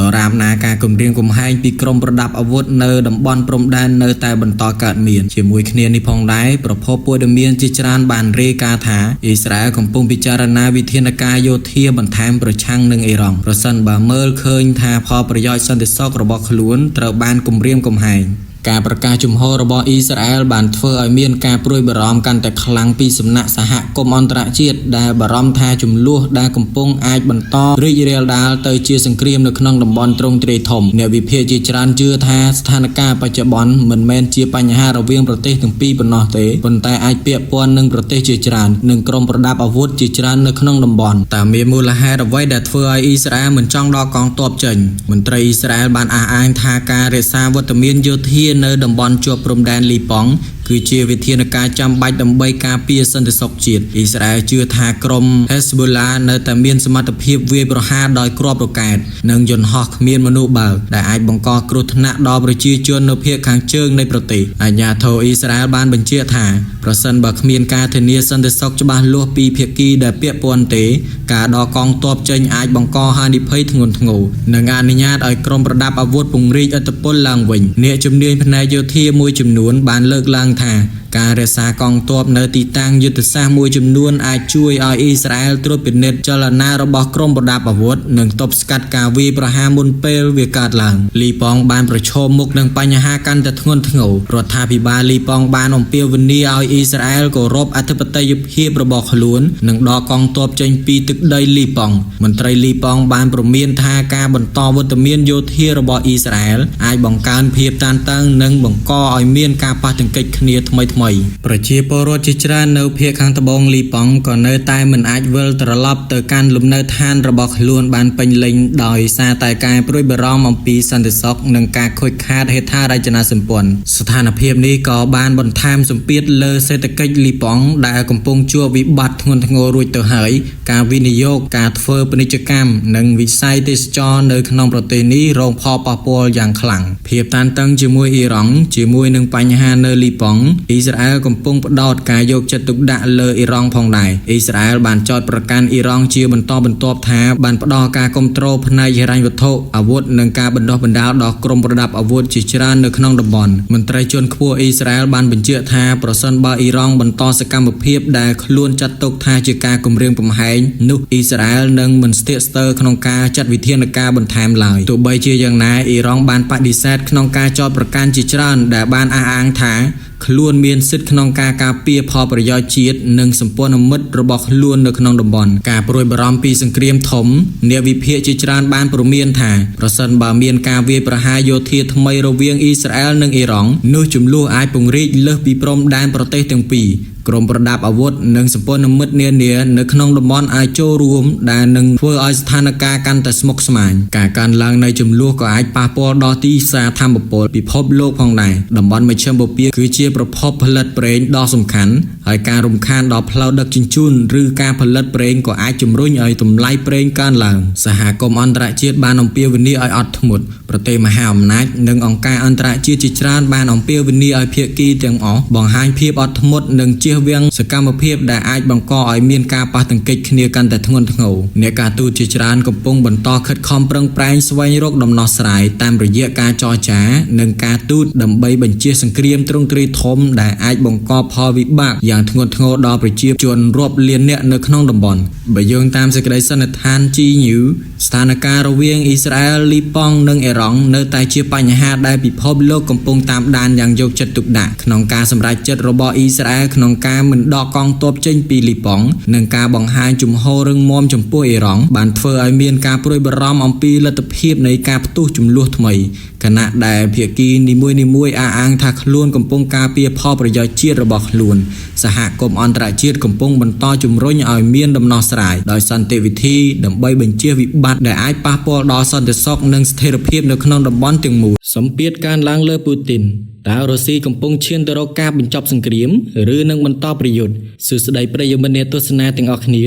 សូមស្វាគមន៍មកកាន់ Channel របស់យើងខ្ញុំនៅក្នុងវីដេអូនេះយើងនឹងនាំលោកអ្នកទៅតាមដានស្ថានភាពចុងក្រោយនៃសង្គ្រាមរវាងរុស្ស៊ីនិងអ៊ុយក្រែនដែលនៅតែជាប្រធានបទក្តៅបំផុតមួយនៅលើពិភពលោកក្នុងរយៈពេលប្រមាណខែចុងក្រោយនេះសង្គ្រាមមិនត្រឹមតែបន្តនៅលើសមរភូមិប៉ុណ្ណោះទេប៉ុន្តែសម្ពាធផ្នែកនយោបាយសេដ្ឋកិច្ចនិងការទូតក៏កំពុងកើនឡើងលើរដ្ឋាភិបាលរុស្ស៊ីផងដែរអ្នកវិភាគជាច្រើនបានលើកឡើងថាការបន្តសង្គ្រាមរយៈពេលវែងបានធ្វើឲ្យរុស្ស៊ីប្រឈមនឹងបញ្ហាជាច្រើនទាំងការចំណាយផ្នែកយោធាទណ្ឌកម្មសេដ្ឋកិច្ចពីបណ្ដាប្រទេសលោកខាងលិចនិងការប្រឈមក្នុងការរក្សាស្ថិរភាពសេដ្ឋកិច្ចក្នុងស្រុកក្នុងពេលជាមួយគ្នានេះអ៊ុយក្រែនបានបន្តទទួលជំនួយផ្នែកយោធានិងហិរញ្ញវត្ថុពីសហរដ្ឋអាមេរិកនិងបណ្ដាប្រទេសសម្ព័ន្ធមិត្តជំនួយទាំងនេះបានអនុញ្ញាតឲ្យកងកម្លាំងអ៊ុយក្រែនបន្តប្រតិបត្តិការវាយប្រហារលើគោលដៅយោធានិងហេដ្ឋារចនាសម្ព័ន្ធសំខាន់ៗរបស់រុស្ស៊ីនៅក្នុងតំបន់ជិតព្រំដែននិងករណីខ្លះនៅជ្រៅចូលទឹកដីរុស្ស៊ីស្ថានភាពនេះបានធ្វើឲ្យការពិភាក្សាយ៉ាងទូលំទូលាយនៅក្នុងសារព័ត៌មានអន្តរជាតិពីអនាគតនៃសង្គ្រាមអ្នកជំនាញខ្លះយល់ថាភាគីទាំងពីរនៅតែជឿថាខ្លួនអាចសម្រេចគោលដៅតាមរយៈកម្លាំងយោធាខណៈអ្នកផ្សេងទៀតជឿថាការចរចាអាចក្លាយជាជម្រើសដែលចាំបាច់ប្រសិនបើការប្រយុទ្ធបន្តដោយភាគីណាមួយទទួលបានជ័យជំនះច្បាស់លាស់ជាមួយគ្នានេះមានព័ត៌មាននិងការវិភាគជាច្រើនបានលេចឡើងនៅលើបណ្ដាញសង្គមនិងប្រព័ន្ធផ្សព្វផ្សាយមួយចំនួនដែលអះអាងថា ថាមានសម្ពាធការឡើងនៅក្នុងប្រទេសរុស្ស៊ីឲ្យបញ្ចប់សង្គ្រាមទោះជាយ៉ាងណាគួរកត់សម្គាល់ថាមិនទាន់មានការបញ្ជាក់ផ្លូវការថាថ្នាក់ដឹកនាំរុស្ស៊ីទាំងមូលបានអំពាវនាវឲ្យលោក Vladimir Putin ចុះចាញ់នោះទេអ្វីដែលអាចមើលឃើញបានគឺមានមតិនិងការវិភាគខុសៗគ្នាពីអ្នកនយោបាយអ្នកសារព័ត៌មាននិងអ្នកជំនាញមួយចំនួនដែលបានជជែកអំពីថ្លៃដើមនៃការបន្តសង្គ្រាមនិងជំរឿននាពេលអនាគតចំណុចដែលគួរឲ្យចាប់អារម្មណ៍គឺសេដ្ឋកិច្ចរុស្ស៊ីកំពុងប្រឈមនឹងសម្ពាធជាបន្តបន្ទាប់ទណ្ឌកម្មពីប្រទេសលោកខាងលិចបានប៉ះពាល់ដល់វិស័យធនាគារបច្ចេកវិទ្យានិងពាណិជ្ជកម្មអន្តរជាតិទោះបីរុស្ស៊ីនៅតែអាចរកចំណូលពីការនាំចេញថាមពលទៅកាន់ប្រទេសមួយចំនួនក៏ដោយការចំណាយលើវិស័យយោធាកំពុងកើនឡើងយ៉ាងខ្លាំងម្យ៉ាងវិញទៀតអ៊ុយក្រែនក៏កំពុងប្រឈមនឹងបញ្ហាធំដូចគ្នាប្រទេសនេះបានទទួលការខូចខាតយ៉ាងធ្ងន់ធ្ងរលើហេដ្ឋារចនាសម្ព័ន្ធសេដ្ឋកិច្ចនិងជីវភាពប្រជាពលរដ្ឋដូច្នេះអ្នកវិភាគជាច្រើនជឿថាភាគីទាំងពីរនឹងត្រូវពិចារណាអំពីដំណោះស្រាយនយោបាយនៅពេលណាមួយប្រសិនបើការប្រយុទ្ធមិនអាចផ្លាស់ប្ដូរតុល្យភាពបានតើសម្ពាធទាំងនេះនឹងធ្វើឲ្យមានការផ្លាស់ប្ដូរយុទ្ធសាស្ត្ររបស់រុស្ស៊ីដែរឬទេតើលោកពូទីននឹងបន្តយុទ្ធនាការយោធា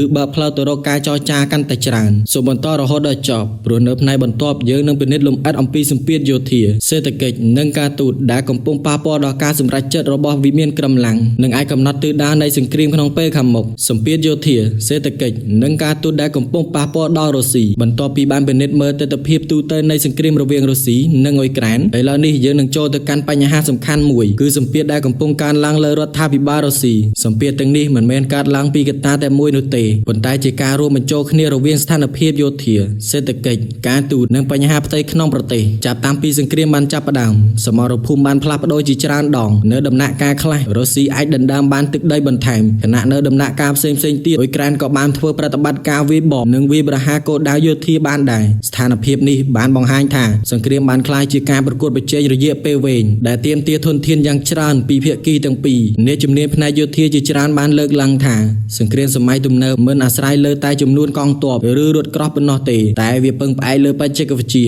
ការស៊ើបការពារដែនអាកាសប្រព័ន្ធដ្រូនសង្គ្រាមអេឡិចត្រូនិកនិងសមត្ថភាពក្នុងការផ្គត់ផ្គង់អាវុធទៅកាន់សមរភូមិឲ្យបានទាន់ពេលវេលាក្នុងរយៈពេលថ្មីៗនេះអ៊ុយក្រែនបានបង្កើនការប្រើប្រាស់យន្តហោះគ្មានមនុស្សបើកឬដ្រូនដើម្បីវាយប្រហារលើគោលដៅដ៏មានសារៈសំខាន់ការវាយប្រហារនេះបានបង្ហាញថាទោះបីជាគោលដៅស្ថិតនៅឆ្ងាយពីសមរភូមិក៏ដោយក៏វាអាចរងការគំរាមកំហែងបានប្រសិនបើប្រព័ន្ធការពារមិនអាចទប់ស្កាត់បានទាន់ពេលទន្ទឹមនឹងនេះរុស្ស៊ីក៏បានបន្តប្រើប្រាស់មីស៊ីលនិងយន្តហោះគ្មានមនុស្សបើកក្នុងការវាយប្រហារលើគោលដៅអ៊ុយក្រែនផងដែរដូច្នេះភាគីទាំងពីរនៅតែបន្តបង្កើនសមត្ថភាពយោធារបស់ខ្លួនហើយមិនទាន់មានសញ្ញាច្បាស់លាស់ថាភាគីណាមួយអាចទទួលបានជ័យជំនះដាច់ខាតនៅក្នុងពេលខ្លីនោះទេបញ្ហាមួយដែលអ្នកវិភាគជាច្រើនកំពុងតាមដានគឺការចំណាយលើយោធាសង្គ្រាមដែលអូសបន្លាយជាច្រើនឆ្នាំបានធ្វើឲ្យរដ្ឋាភិបាលត្រូវចំណាយថវិកាយ៉ាងច្រើនសម្រាប់ការផលិតអាវុធនិងការផ្គត់ផ្គង់សម្ភារៈការជួសជុលឧបករណ៍យោធានិងការគ្រប់គ្រងដល់កម្លាំងនៅជួរមុខការចំណាយទាំងនេះអាចមានផលប៉ះពាល់ដល់ការវិនិយោគក្នុងវិស័យស៊ីវិលដូចជាការអប់រំសុខាភិបាលនិងហេដ្ឋារចនាសម្ព័ន្ធក្រៅពីវិស័យយោធាសេដ្ឋកិច្ចក៏ជាចំណុចដែលទាក់ទាញការចាប់អារម្មណ៍យ៉ាងខ្លាំងទណ្ឌកម្មពីបណ្ដាប្រទេសលោកខាងលិចបានកំណត់ការចូលប្រើប្រាស់បច្ចេកវិទ្យាមួយចំនួននិងបង្កការលំបាកក្នុងវិស័យហិរញ្ញវត្ថុនិងពាណិជ្ជកម្មទោះបីរុស្ស៊ីបានស្វែងរកទីផ្សារថ្មីនិងបង្កើនកិច្ចសហប្រតិបត្តិការជាមួយប្រទេសមួយចំនួនក៏ដោយអ្នកសេដ្ឋកិច្ចជាច្រើនបានយល់ថាការរក្សាកំណើនសេដ្ឋកិច្ចក្នុងស្ថានភាពសង្គ្រាមរយៈពេលវែងគឺជាបញ្ហាប្រឈមមួយម្យ៉ាងវិញទៀតអ៊ុយក្រែនក៏ពឹងផ្អែកយ៉ាងខ្លាំងលើជំនួយពីសម្ព័ន្ធមិត្តប្រសិនបើជំនួយផ្នែកយោធាឬហិរញ្ញវត្ថុមានការប្រែប្រួលវាក៏អាចប៉ះពាល់ដល់សមត្ថភាពរបស់អ៊ុយក្រែនក្នុងការបន្តប្រតិបត្តិការផងដែរនេះជាមូលហេតុដែលអ្នកវិភាគជាច្រើនលើកឡើងថាអនាគតនៃសង្គ្រាមមិនអាចអាស្រ័យលើតែសមរភូមិប៉ុណ្ណោះទេប៉ុន្តែអាស្រ័យលើការសម្រេចចិត្តនយោបាយរបស់ប្រទេសដែលពាក់ព័ន្ធផងដែរនៅលើឆាកអន្តរជាតិការទូតនៅតែជាប្រធានបទដែលត្រូវបានលើកយកមកពិភាក្សាជាបន្តបន្ទាប់ប្រទេសមួយចំនួនបានអំពាវនាវភាគីទាំងពីរបង្កើនកិច្ចចរចាដើម្បីស្វែងរកដំណោះស្រាយដែលអាចកាត់បន្ថយការបាត់បង់ជីវិតនិងការខូចខាតទោះជាយ៉ាងណាការចរចានៅតែជួបការលំបាកដោយសារភាគីទាំងពីរមានជំហរខុសៗគ្នាលើបញ្ហាទឹកដីសន្តិសុខនិងលក្ខខណ្ឌនៃកិច្ចព្រមព្រៀងនៅក្នុងបរិបទនេះមានអ្នកអត្ថាធិប្បាយនិងអ្នកវិភាគមួយចំនួនបានបញ្ចេញមតិថារុស្ស៊ីគួរតែស្វែងរកវិធីបញ្ចប់សង្គ្រាមតាមរយៈការចរចាដើម្បីកាត់បន្ថយការចំណាយលើផលប៉ះពាល់រយៈពេលវែងផ្ទុយទៅវិញក៏មានអ្នកវិភាគផ្សេងទៀតដែលយល់ថារដ្ឋាភិបាលរុស្ស៊ីទំនងជាបន្តយុទ្ធនាការរបស់ខ្លួនរហូតដល់សម្រេចបានគោលដៅដែលខ្លួនកំណត់ដូច្នេះការអះអាងថារុស្ស៊ីគ្មានជំរើសក្រៅពីចោះចាញ់គឺមិនមែនជាការសន្និដ្ឋានដែលត្រូវបានទទួលស្គាល់ជាទូទៅនោះទេជាស្ដែងអ្នកវិភាគមានទស្សនៈខុសៗគ្នាហើយការវិវត្តនៅលើសម សមរភូមិការគ្រប់គ្រងពីសម្ព័ន្ធមិត្តនិងការសម្រេចចិត្តរបស់មេដឹកនាំនយោបាយនឹងជាកត្តាសំខាន់ក្នុងការកំណត់ទិសដៅសង្គ្រាមសំណួរដែលពិភពលោកកំពុងតាមដានគឺតើសម្ពាធទាំងនេះនឹងនាំទៅរកការចរចាដ៏មានន័យដែរឬទេឬតើភាគីទាំងពីរនឹងបន្តការប្រយុទ្ធក្នុងគោលបំណងផ្លាស់ប្ដូរតុល្យភាពនៅលើសមរភូមិជាមុនសិននៅក្នុងផ្នែកបន្ទាប់យើងនឹងពិនិត្យឲ្យកាន់តែលម្អិតអំពីជំហររបស់សហរដ្ឋអាមេរិកអង្គការ NATO និងសម្ព័ន្ធមិត្តផ្សេងៗព្រមទាំងវិភាគថាតើការសម្រេចចិត្តរបស់មហាអំណាចទាំងពីរនេះមានឥទ្ធិពលយ៉ាងដូចម្តេចចំពោះអនាគតនៃសង្គ្រាមរវាងរុស្ស៊ីនិងអ៊ុយក្រែនតួនាទីរបស់សហរដ្ឋអាមេរិក NATO និងសម្ព័ន្ធមិត្តតើសង្គ្រាមនឹងបន្តឬមានឱកាសចោរចាបន្ទាប់ពីពិនិត្យអំពីសម្ពាធផ្នែកយោធាសេដ្ឋកិច្ចនិងការទូតដែលកំពុងប៉ះពាល់ដល់រុស្ស៊ីឥឡូវនេះយើងនឹងពិនិត្យទៅលើកត្តាសំខាន់មួយទៀតដែលអ្នកវិភាគជាច្រើនយល់ថាអាចកំណត់ទិសដៅនៃសង្គ្រាមនោះគឺជាតួនាទីរបស់សហរដ្ឋអាមេរិកអង្គការ NATO និងបណ្ដាប្រទេសសម្ព័ន្ធមិត្តរបស់អ៊ុយក្រែនចាប់តាំងពីសង្គ្រាមបានផ្ទុះឡើងសហរដ្ឋអាមេរិកបានក្លាយជាអ្នកផ្ដល់ជំនួយធំបំផុតមួយដល់អ៊ុយក្រែនជំនួយទាំងនេះរួមមានអាវុធទំនើបប្រព័ន្ធការពារដែនអាកាសគ្រាប់រំសេវការបណ្ដោះបណ្ដាកងទ័ពការផ្ដល់ព័ត៌មានស៊ើបការនិងជំនួយហិរញ្ញវត្ថុគោលបំណងដែលមេដឹកនាំលោកខាងលិចបានលើកឡើងជាញឹកញាប់គឺជួយឲ្យអ៊ុយក្រែនអាចការពារអធិបតេយ្យភាពនិងទឹកដីរបស់ខ្លួនប្រទេសជាសមាជិក NATO ជាច្រើនក៏បានបង្កើនការចំណាយលើវិស័យការពារជាតិនិងបន្តផ្គត់ផ្គង់សម្ភារៈយោធាដល់អ៊ុយក្រែនប្រទេសដូចជាអាល្លីម៉ង់បារាំងចក្រភពអង់គ្លេសប៉ូឡូញនិងប្រទេសមួយចំនួនទៀតបានប្រកាសកញ្ចប់ជំនួយជាបន្តបន្ទាប់សម្រាប់មេដឹកនាំអឺរ៉ុបជាច្រើនសង្គ្រាមនេះមិនត្រឹមតែជាបញ្ហារវាងរុស្ស៊ីនិងអ៊ុយក្រែនប៉ុណ្ណោះទេប៉ុន្តែពាក់ព័ន្ធនឹងសន្តិសុខរបស់ទ្វីបអឺរ៉ុបទាំងមូលទោះជាយ៉ាងណាការផ្ដល់ជំនួយក៏បានបង្កឲ្យមានការជជែកដេញដោលនៅក្នុងប្រទេសលោកខាងលិចផងដែរអ្នកនយោបាយខ្លះគាំទ្រឲ្យបន្តជួយអ៊ុយក្រែនរហូតដល់អាចការពារទឹកដីរបស់ខ្លួនបានខណៈអ្នកផ្សេងទៀតបង្ហាញការព្រួយបារម្ភអំពីការចំណាយថវិកានិងហានិភ័យនៃការកើនឡើងនៃភាពតានតឹងរវាងមហាអំណាចចំណែកឯរុស្ស៊ីវិញបានរិះគន់ការផ្ដល់ជំនួយទាំងនេះជាបន្តបន្ទាប់ដោយចាត់ទុកថាជាកត្តាដែលធ្វើឲ្យសង្គ្រាមអូសបន្លាយមន្ត្រីរុស្ស៊ីបានអះអាងជាញឹកញាប់ថាការផ្គត់ផ្គង់អាវុធពីលោកខាងលិចកំពុងបង្កើនហានិភ័យនិងធ្វើឲ្យការស្វែងរកដំណោះស្រាយកាន់តែពិបាកប៉ុន្តែអ្នកវិភាគជាច្រើនបានបញ្ជាក់ថាទោះបីមានការគ្រប់គ្រងពីសម្ព័ន្ធមិត្តក៏ដោយអ៊ុយក្រែននៅតែប្រឈមបញ្ហាជាច្រើនការការពារប្រទេសក្នុងសង្គ្រាមរយៈពេលវែងទាមទារកម្លាំងមនុស្សធនធាននិងការគ្រប់គ្រងជាបន្តបន្ទាប់ដូចគ្នានេះដែររុស្ស៊ីក៏ត្រូវបន្តចំណាយធនធានយ៉ាងច្រើនដើម្បីរក្សាប្រតិបត្តិការយោធានេះជាមូលហេតុដែលអ្នកជំនាញមួយចំនួនយល់ថាភាគីទាំងពីរអាចនឹងប្រឈមនឹងស្ថានភាពដែលគ្មានអ្នកឈ្នះច្បាស់លាស់ក្នុងរយៈពេលខ្លី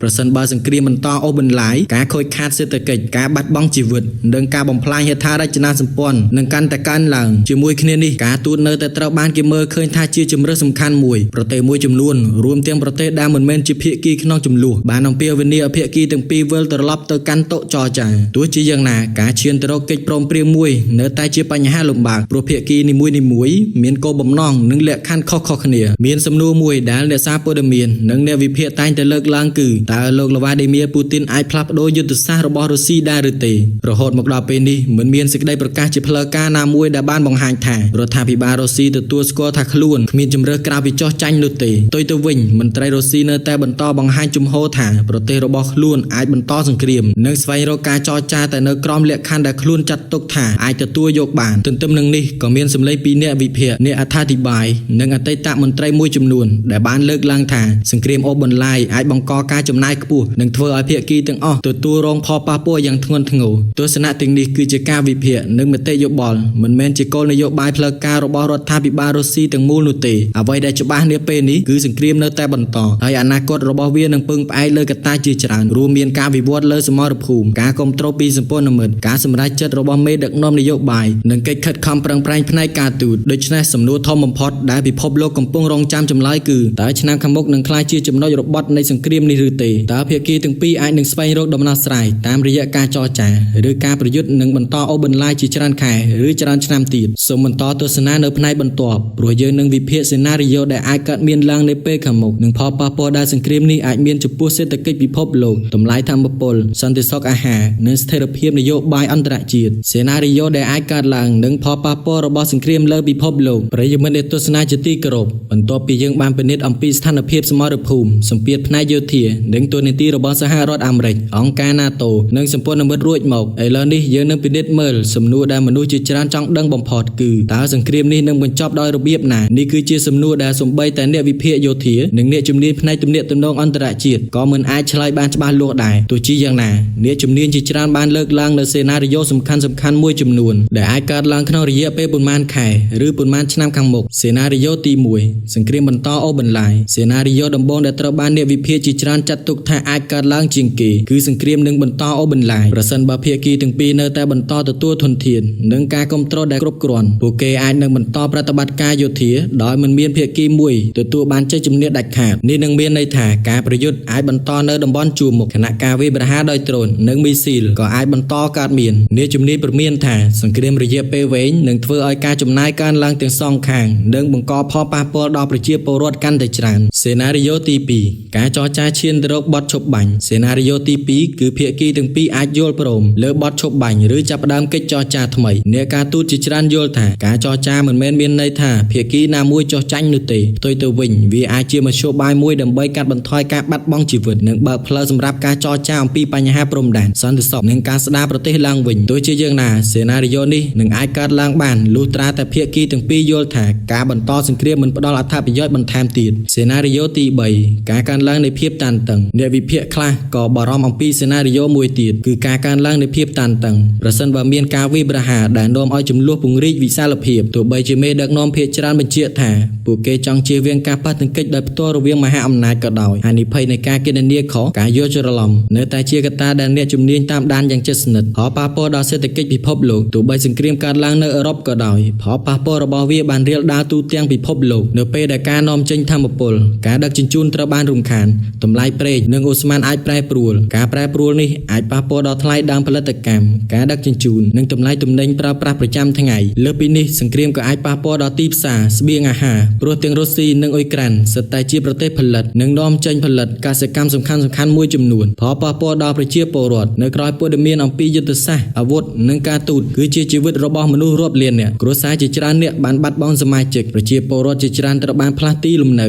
កុមារជាច្រើនមិនអាចទៅសាលារៀនបានជាប្រក្រតីហើយហេដ្ឋារចនាសម្ព័ន្ធជាច្រើនបានរងការខូចខាតយ៉ាងធ្ងន់ធ្ងរដោយសារហេតុនេះអង្គការអន្តរជាតិជាច្រើនបានអំពាវនាវឲ្យគោរពច្បាប់មនុស្សធម៌អន្តរជាតិនិងការពារជនស៊ីវិលឲ្យបានអតិបរមាតើមានអ្នកណាឈ្នះពិតប្រាកដអ្នកវិភាគជាច្រើនបានលើកឡើងថាក្នុងសង្គ្រាមដែលអូសបន្លាយភាគីទាំងអស់សុទ្ធតែត្រូវចំណាយថ្លៃខ្ពស់មិនថាធនធានសេដ្ឋកិច្ចឬជីវិតមនុស្សនោះទេដូច្នេះពេលដែលយើងឃើញព័ត៌មានឬចំណងជើងដែលអះអាងថាភាគីនេះឈ្នះទាំងស្រុងឬភាគីនោះចាញ់ទាំងស្រុងគួរតែពិនិត្យប្រភពព័ត៌មានឬបរិបទឲ្យបានច្បាស់ព្រោះស្ថានភាពនៅលើសមរភូមិអាចផ្លាស់ប្ដូរបានយ៉ាងឆាប់រហ័សនៅពេលនេះមិនទាន់មានភស្តុតាងបញ្ជាក់ថារដ្ឋាភិបាលរុស្ស៊ីបានប្រកាសថាគ្មានជំរើសក្រៅពីចោះចាញ់នោះទេអ្វីដែលមានគឺការវិភាគនិងការពិភាក្សាពីអ្នកជំនាញនិងអ្នកអត្ថាធិប្បាយជាច្រើនដែលមានទស្សនៈខុសៗគ្នាអំពីទិសដៅនៃសង្គ្រាមក្នុងពេលជាមួយគ្នាក៏មានសញ្ញាថាអ៊ុយក្រែននឹងបោះបង់ការការពារទឹកដីរបស់ខ្លួនដែរដូច្នេះអនាគតនៃចំនួននេះនៅតែមិនប្រកបប្រជាហើយអាស្រ័យលើការវិវត្តផ្នែកយោធា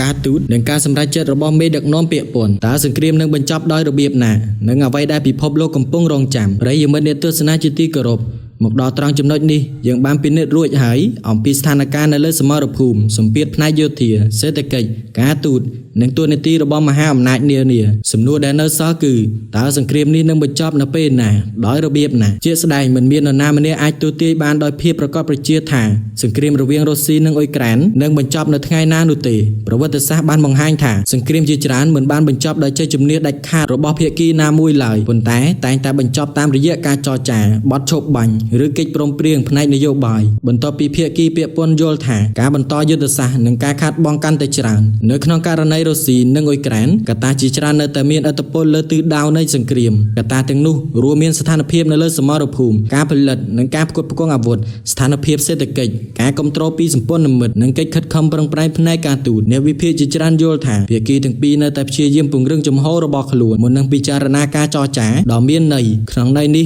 ការវិវត្តនៅលើសមរភូមិប្រមាណខែខាងមុខអាចមានឥទ្ធិពលយ៉ាងខ្លាំងលើការសម្រេចចិត្តរបស់មេដឹកនាំនយោបាយជាមួយគ្នានេះដែរពិភពលោកកំពុងបន្តតាមដានស្ថានភាពដោយយកចិត្តទុកដាក់អង្គការអន្តរជាតិនិងប្រទេសជាច្រើនបានអំពាវនាវឲ្យភាគីទាំងពីរប្រើប្រាស់មធ្យោបាយការទូតនិងការចរចាដើម្បីកាត់បន្ថយការបាត់បង់ជីវិតនិងការខូចខាតដែលកំពុងបន្តកើតមានអ្វីដែលគួររងចាំគឺព័ត៌មានអំពីសង្គ្រាមដែលតែងតែផ្លាស់ប្ដូរយ៉ាងឆាប់រហ័សជារៀងរាល់ថ្ងៃមានសេចក្តីថ្លែងការណ៍ការវាយប្រហារនិងការវិវត្តថ្មីៗដែលអាចផ្លាស់ប្ដូរបរិបទបានដូច្នេះការតាមដានព័ត៌មានពីប្រភពដែលអាចទុកចិត្តបាននិងការប្រៀបធៀបព័ត៌មានពីប្រភពច្រើនគឺមានសារៈសំខាន់ណាស់នៅក្នុងវីដេអូនេះយើង យើងក៏បានបញ្ជាក់ផងដែរថាមិនមានផុសតាងផ្លូវការដែលបានបង្ហាញថាឋានៈដឹកនាំរុស្ស៊ីទាំងមូលបានទាមទារឲ្យលោកវ្លាឌីមៀពូទីនចុះចាញ់សង្គ្រាមនោះទេមានការវិភាគនិងមតិយោបល់ពីអ្នកជំនាញនិងអ្នកអត្ថាធិប្បាយផ្សេងៗអំពីសម្ពាធដែលរុស្ស៊ីកំពុងប្រឈមប៉ុន្តែការវិភាគទាំងនោះមិនគួរត្រូវបានយកទៅបោះស្រាយថាជាជំហរផ្លូវការរបស់រដ្ឋាភិបាលរុស្ស៊ីឡើយចុងក្រោយនេះមិនថាអ្នកគ្រប់គ្រងភាគីណាឬមានទស្សនៈនយោបាយបែបណានោះទេក្តីប្រាថ្នារួមរបស់មនុស្សភាគច្រើនគឺការកាត់បន្ថយអំពើហិង្សាការការពារជនស៊ីវិលនិងការស្វែងរកដំណោះស្រាយដែលអាចនាំទៅរកសន្តិភាពយូរអង្វែងសម្រាប់ពេលនេះយើងនឹងបន្តតាមដានព័ត៌មាននិងវិវត្តថ្មីៗជាបន្តបន្ទាប់ដើម្បីនាំមកជូនប្រិយមិត្តនៅព័ត៌មានដែលបានផ្ទៀងផ្ទាត់និងការវិភាគដោយផ្អែកលើប្រភពដែលអាចទុកចិត្តបានសូមអរគុណយ៉ាងជ្រាលជ្រៅចំពោះប្រិយមិត្តទាំងអស់ដែលបានចំណាយពេលទស្សនាវីដេអូនេះរហូតដល់ចប់សូមអរគុណសម្រាប់ការគាំទ្ររបស់ប្រិយមិត្តសូមជូនពរឲ្យមានសុខសុវត្ថិភាពនិងជួបតែសេចក្តីសុខជួបគ្នាម្ដងទៀតនៅវីដេអូក្រោយសូមអរគុណនិងសូមជម្រាបលាការិយាល័យប្រធានាធិបតីពូទីនបានព្រមានអំពីសង្គ្រាមលោកលើកទី3និងអាវុធនុយក្លេអ៊ែរតើពិភពលោកកំពុងឈានទៅរកវិបត្តិថ្មីឬសួស្តីប្រិយមិត្តអ្នកទស្សនាទាំងអស់គ្នាសូមស្វាគមន៍មកកាន់កម្មវិធីព័ត៌មានអន្តរជាតិរបស់យើងខ្ញុំថ្ងៃនេះយើងនឹងនាំយកព័ត៌មានដ៏រសើបមួយដែលកំពុងទាក់ទាញការចាប់អារម្មណ៍ពីសហគមន៍អន្តរជាតិអ្នកនាំពាក្យវិមានក្រមឡាំងលោកឌីមីត្រីពេស្កូបាននិយាយថាសង្គ្រាមនៅអ៊ុយក្រែនបានក្លាយជាសង្គ្រាមពិតប្រាកដហើយលោកបានចោទប្រកាន់ថាបណ្ដាប្រទេសលោកខាងលិចបានចូលរួមគាំទ្រអ៊ុយក្រែនយ៉ាងសកម្មលើសពីនេះលោកពេស្កូក៏បាននិយាយអំពីលទ្ធភាពនៃការប្រើអាវុធនុយក្លេអ៊ែរប៉ុន្តែលោកបានបញ្ជាក់ថារុស្ស៊ីនឹងប្រើអាវុធនុយក្លេអ៊ែរតែក្នុងករណីដែលអធិភាពរបស់រដ្ឋរុស្ស៊ីស្ថិតក្រោមការគំរាមកំហែងតែប៉ុណ្ណោះហើយលោកក៏បានអះអាងថារុស្ស៊ីមិនមែនជាអ្នកចាប់ផ្ដើមសង្គ្រាមលោកលើកទី3ទេទោះជាយ៉ាងណាសេចក្តីថ្លែងការណ៍នេះបានធ្វើឲ្យមានការព្រួយបារម្ភជាខ្លាំងព្រោះការលើកឡើងអំពីអាវុធនុយក្លេអ៊ែរតែងតែជាប្រធានបទរសើបបំផុតក្នុងទំនាក់ទំនងអន្តរជាតិតើអ្វីជាមូលហេតុនៃសេចក្តីថ្លែងការណ៍នេះក្នុងរយៈពេលប៉ុន្មានសប្តាហ៍ចុងក្រោយនេះសង្គ្រាមរវាងរុស្ស៊ីនិងអ៊ុយក្រែនបានកាន់តែតានតឹងអ៊ុយក្រែនបានបង្កើនការវាយប្រហារដោយយន្តហោះគ្មានមនុស្សបើកទៅលើគោលដៅយោធារបស់រុស្ស៊ីខណៈដែលរុស្ស៊ីកំពុងបាញ់មីស៊ីលនិងដ្រូនទ្រង់ទ្រាយធំទៅលើទីក្រុងគីវដែលបណ្ដាលឲ្យមានអ្នកស្លាប់និងរងរបួសជាច្រើនអ្នកស្ថានភាពនេះបានធ្វើឲ្យមេដឹកនាំជាច្រើននៅអឺរ៉ុបនិងអង្គការ NATO បានបង្ហាញការព្រួយបារម្ភថាជម្លោះអាចបន្តរីកធំឡើងប្រសិនបើគ្មានដំណោះស្រាយនយោបាយហេតុអ្វីបានជារុស្ស៊ីលើកឡើងអំពីអាវុធនុយក្លេអ៊ែររុស្ស៊ីមានគោលនយោបាយនុយក្លេអ៊ែរដែលកំណត់ថាអាវុធនុយក្លេអ៊ែរអាចត្រូវបានប្រើប្រសិនបើមានការគំរាមកំហែងធ្ងន់ធ្ងរចំពោះអធិភាពរបស់រដ្ឋការលើកឡើងរបស់លោកពេស្កូស្របតាមគោលជំហរនេះហើយលោកបាននិយាយថារុស្ស៊ីនៅតែជឿថាអាចសម្រេចគោលដៅយោធារបស់ខ្លួនដោយមិនចាំបាច់ប្រើអាវុធនុយក្លេអ៊ែរតើសង្គ្រាមលោកលើកទី3ជិតកើតឡើងដែរឬទេរហូតមកដល់ពេលនេះមិនទាន់មានភស្តុតាងថាសង្គ្រាមលោកលើកទី3បានចាប់ផ្ដើមឬកំពុងជិតចាប់ផ្ដើមនោះទេការលើកឡើងពីសង្គ្រាមលោកលើកទី3ភាគច្រើនកើតឡើងក្នុងបរិបទនៃការព្រមានអំពីហានិភ័យប្រសិនបើចំនួនរវាងរុស្ស៊ីអ៊ុយក្រែននិងបណ្ដាប្រទេសគាំទ្រអ៊ុយក្រែនបន្តកើនឡើងពិភពលោកកំពុងឈរនៅចំណុចគ្រោះថ្នាក់ការប្រកួតអំណាចរវាងរុស្ស៊ីនិងលោកខាងលិចកាន់តែក្តៅសូមស្វាគមន៍ប្រិយមិត្តដែលកំពុងទស្សនាព័ត៌មានរបស់យើងខ្ញុំបន្ទាប់ពីបានស្ដាប់អំពីសេចក្តីថ្លែងការណ៍របស់វិមានក្រមឡាំងឥឡូវនេះយើងនឹងពិនិត្យមើលថាហេតុអ្វីបានជាភាពតានតឹងរវាងរុស្ស៊ីនិងបណ្ដាប្រទេសលោកខាងលិចកំពុងកើនឡើងដល់កម្រិតដែលធ្វើឲ្យពិភពលោកព្រួយបារម្ភចាប់តាំងពីសង្គ្រាមអ៊ុយក្រែនបានចាប់ផ្ដើមចំនួននេះមិនមែនជាការប្រយុទ្ធរវាងប្រទេសពីរប៉ុណ្ណោះទេវាបានក្លាយជាការប្រកួតប្រជែងផ្នែកនយោបាយសេដ្ឋកិច្ចបច្ចេកវិទ្យានិងយោធារវាងរុស្ស៊ីនិងបណ្ដាប្រទេសលោកខាងលិចសហរដ្ឋអាមេរិកនិងសម្ព័ន្ធមិត្តនៅអឺរ៉ុបបានផ្ដល់ជំនួយយោធាហិរញ្ញវត្ថុនិងព័ត៌មានស៊ើបការជាបន្តបន្ទាប់ដល់អ៊ុយក្រែនចំណែករុស្ស៊ីវិញបានចាត់ទុកការគាំទ្រទាំងនេះថាជាកត្តាធ្វើឲ្យសង្គ្រាមអូសបន្លាយនិងបង្កើនហានិភ័យនៃការប្រឈមមុខដោយផ្ទាល់អាវុធដែលកំពុងផ្លាស់ប្ដូររូបរាងសង្គ្រាមអ្នកជំនាញយោធាជាច្រើនបានលើកឡើងថាសង្គ្រាមរវាងរុស្ស៊ីនិងអ៊ុយក្រែនបានបង្ហាញពីការផ្លាស់ប្ដូររបៀបធ្វើសង្គ្រាមនៅសតវត្សទី21យន្តហោះគ្មានមនុស្សបើកឬដ្រូនបានក្លាយជាអាវុធដ៏សំខាន់ដ្រូនអាចហោះឆ្លងចម្ងាយរាប់រយគីឡូម៉ែត្រដើម្បីវាយប្រហារលើមូលដ្ឋានយោធាឃ្លាំងស្តុកអាវុធនិងហេដ្ឋារចនាសម្ព័ន្ធសំខាន់ៗជាមួយគ្នានេះការវាយប្រហារតាមអ៊ីនធឺណិតនិងការប្រើប្រាស់បច្ចេកវិទ្យាបញ្ញាសិប្បនិម្មិតក៏កំពុងមានតួនាទីកាន់តែធំក្នុងសង្គ្រាមសម័យថ្មី